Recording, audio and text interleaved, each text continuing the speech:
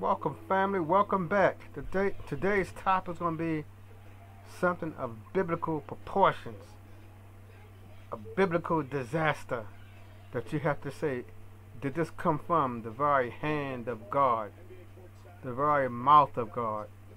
If you don't know already, the Middle East is undergoing a severe locust catastrophe. From what I know, I don't live in the Middle East. I live here in the humble United States. But from my scant research, I know this year, for some reason, numerous of the African and Middle Eastern countries, or the Middle East, have been plagued by this natural living disaster. Unlike a tornado or a hurricane or a tsunami, whatever, those type of entities, they're not organic. They're not alive. They move in usually one direction. That's it. You see them coming. A locust is a living, breathing, organic, destructive machine. They don't knock down your house. They don't topple your car. They don't cause property damage.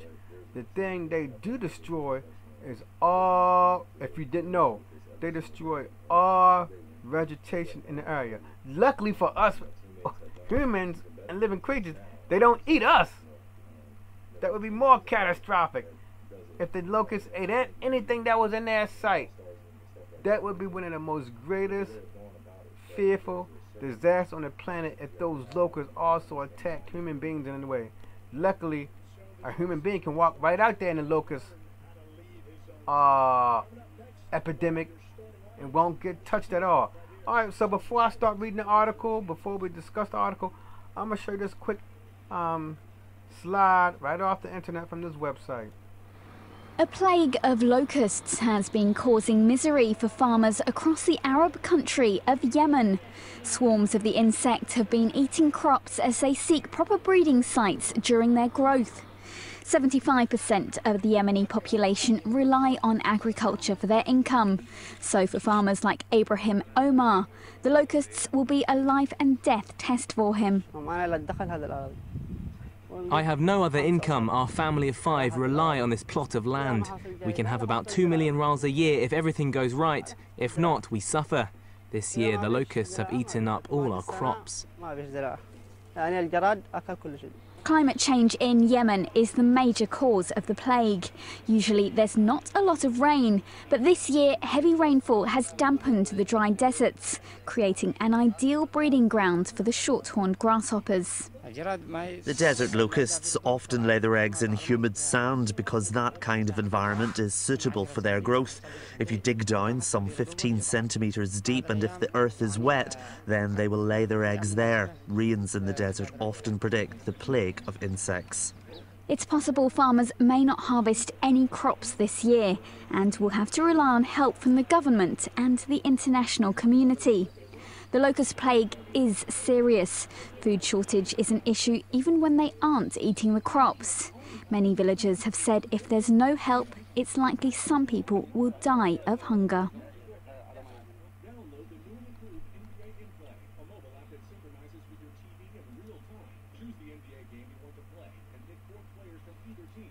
There are a lot of snack bars out there. What makes a kind bar so special? Maybe it's the whole nuts and real fruit. Maybe it's the drizzle of dark chocolate.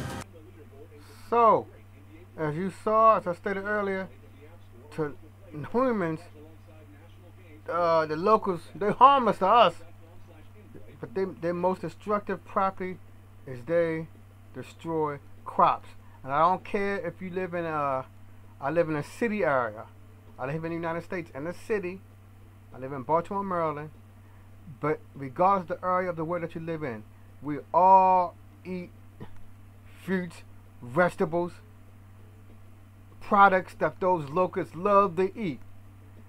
If the plague of the locusts is widespread, we may start to feel it soon.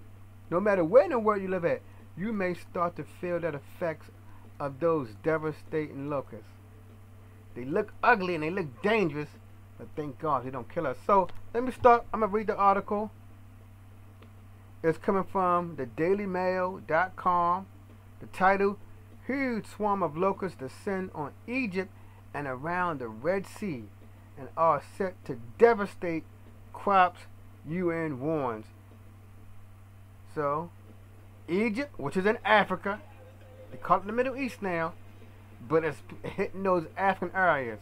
The reason they say Egypt, because that's one of the flagship nations of Africa. There are many other African nations, the Sudan, Liberia, Ethiopia. The list goes on and on and on. But Egypt is one of the most recognized portion of Africa. People don't give it credit for being in Africa, but it is in Africa.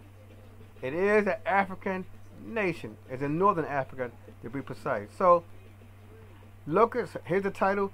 Huge swarm of locusts descend on Egypt and around the Red Sea and are set to devastate crops, United Nations warns. Okay, so this got the attention of the United Nations. So, I'm letting you know it's huge. Bullet 1. Locust population around the Red Sea has dramatically increased. Bullet 2. Swarm has spread from Sudan and Eritrea to Egypt and Saudi Arabia. Bullet 3. United Nations Agricultural Organizations warn of threat to crops and food security that may impact the whole world. A locust outbreak in Sudan and Eritrea is spreading rapidly along both sides of the Red Sea to Saudi Arabia and Egypt, the UN Food and Agriculture Organization said. Periods of rain along the Red Sea coastal plains in Eritrea and Sudan have allowed 2 generations of breeding since October, leading to a substantial increase in locust populations and the formation of highly mobile swarms. And as you heard from the person in the article, it said like some of the climate change could be having an impact on it, because it said typically that part of the world doesn't get hit by locusts much. For some reason, this season has been very rainy, but that can, with or without climate change, the Earth climate does change from time to time.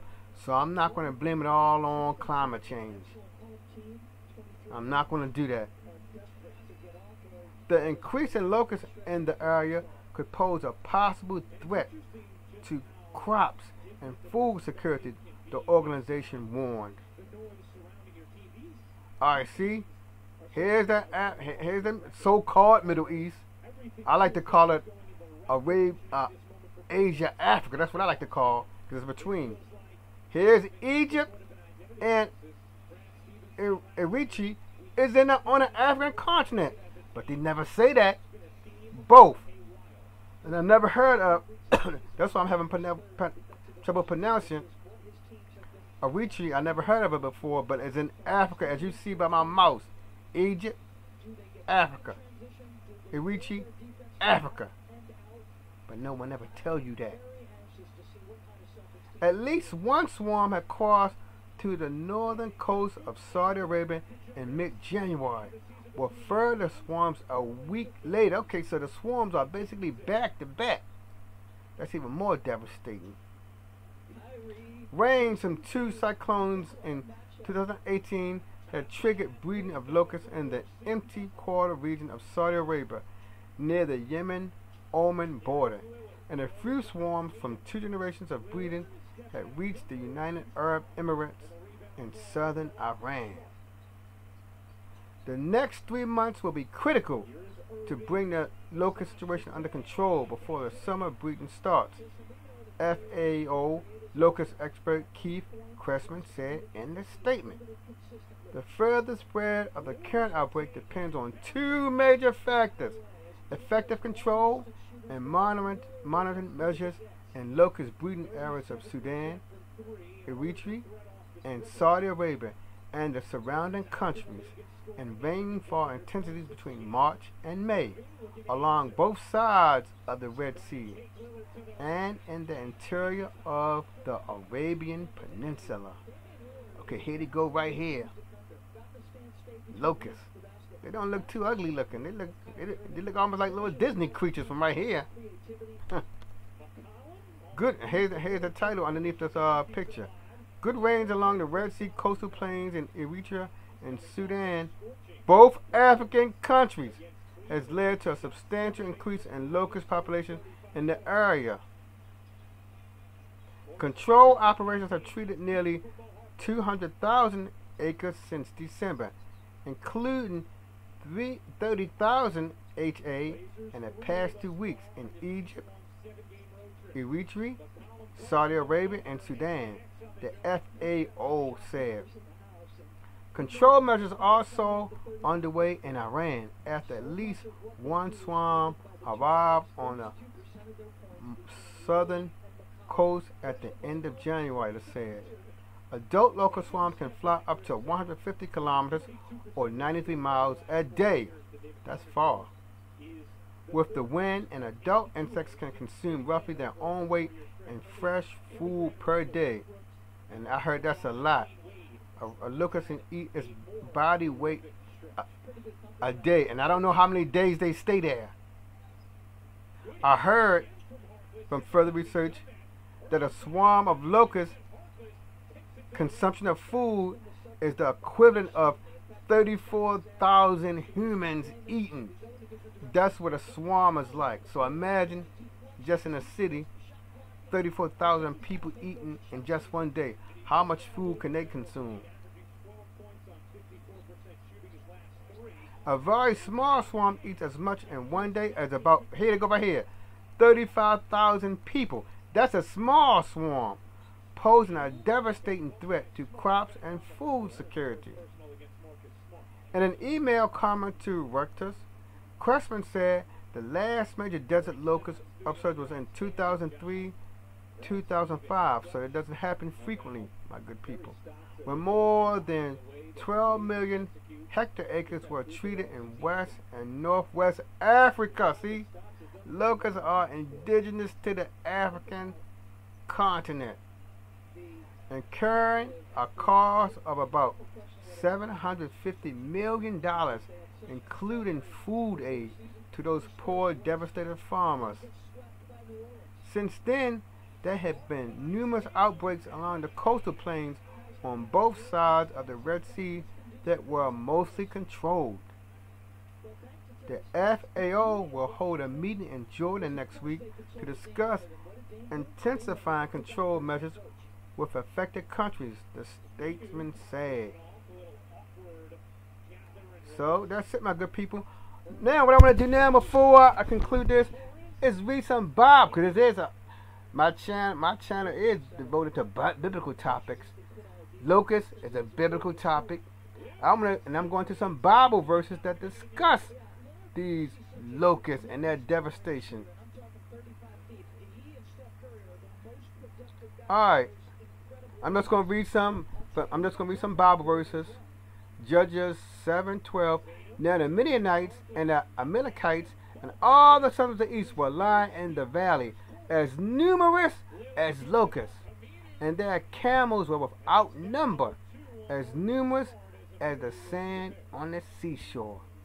It said as numerous as locusts. So locusts back in the biblical times were devastating forces of nature. Isaiah 33 verse 4. Your spoil is gathered as the caterpillar gathers, as locusts rushing about, men rush about on it. So locusts, they rushing and running and flying all over the place. Judges 6:5. For they will come up with their livestock and their tents. They will come in like locusts for number. Both they and their camels were innumerable, and they came into the land to devastate it, just like the locusts. They come into the land to cause devastation. Back in the biblical times, crops had more importance than they do today. They're important in the 21st century, but back then they was even more important. A famine, like you heard from the article I read, a famine is sure to develop when locusts come. At least for most countries today that may be impacted by the locusts, other nations can help them. back in the biblical time, you was on your own. Jeremiah 46:23. They have cut down her forest, declares the Lord. Surely it will no more be found, even though they are now more numerous than locusts and are without number. So locusts are almost countless. I heard one swarm had about 80 million locusts in it. That's what I read several days ago. Jeremiah 51:14. The Lord of hosts has sworn by himself, surely I will fill you with a population like locusts, and they will cry out with shouts of victory over you. In that case, it's something praiseworthy. Locusts is a lot, so I'm going to make your population a lot. Nahum 3:15-17. Their fire will consume you. Okay, something devastating. The sword will cut you down. It will consume you as the locust does. Multiply yourselves like the creeping locust. Multiply yourself like the swarming locust. You have increased your traders more than the stars of heaven. The creeping locust strips and flies away. Your guardsmen are like the swarming locust. Your marshals are like the hordes of grasshoppers, settling in the stone walls on a cold day. The sun rises and they flee, and the place where they are is not known. Alright, so you all see, my good people, how important locusts were even in the Bible. The list goes on and on. I want to read, before I go, Proverbs 30:27. The locusts have no king. That's true. The locust is a swarm, like a force of nature, like a flock of birds. No king, no queen, no president, no prime minister. They move as one living organism. No central leader. The locusts have no king. Yet all of them go out in ranks. So thank you for coming to my site, my good people. Tell me what you think about the Bible and the locust crisis that has struck the Middle East and Africa. If you like my content relating this locust swarm to biblical passage, give me a thumbs up. If you would like to subscribe to hear about future content about the Bible and other topics that I find interesting, please feel free to subscribe. If you're already a subscriber and you would like to hear more, be alerted by content quickly, please click on the bell symbol. Thank you for stopping by. You all have a wonderful day.